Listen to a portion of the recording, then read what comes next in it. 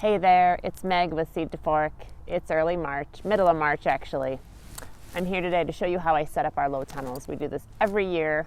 The process actually starts in the fall. I set just the PVC up in the fall before winter hits so that I can just come in and add the poly in February, which I did 2 weeks ago. There's a ton of snow on the ground. I'm going to show you that in a second.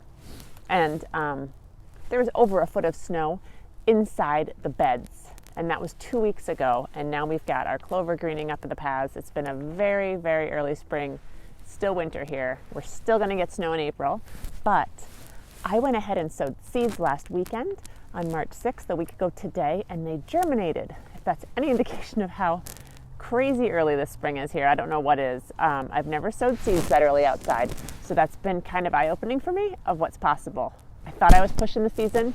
I've got more growth for my own personal gardening journey that I'm on. So anyway, if you have an interest in season extending, this is like a super DIY, super inexpensive way to start the growing season earlier than ever. And I hope you will consider this in your garden.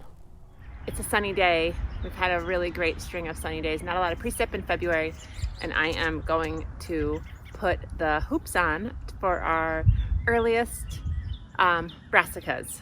And so I'm gonna leave all this snow in place here, and I shoveled out, I'll show you how I did that, and then I put the plastic over it, and this is how I get my earliest succession in the garden. We usually start harvesting this before May, so it's a pretty exciting time. The sunshine is helping fuel our excitement for spring. All right, here I am getting the snow shoveled out. This is step one of getting these low tunnels set up. I have to remove the snow so that I have a place to secure the poly so it doesn't blow away. So I do this all the way around the whole bed. And then I come back with a 6 mil poly and I spread it out across the entire low tunnel. I leave about a foot on either end overhanging. I secure it with binder clips. Then I come back and I shovel that snow that I removed back on top to get it nice and snug. I come in finally with doors for the end and secure those as well.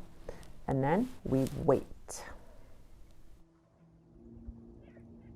7 days later, and you can kind of see how much the sun is really starting to expose a lot of the beds, and I'm going to show you inside those in just a second.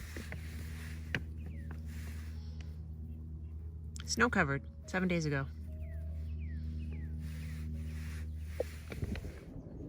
All right, so it looks a lot different because it's been 2 weeks.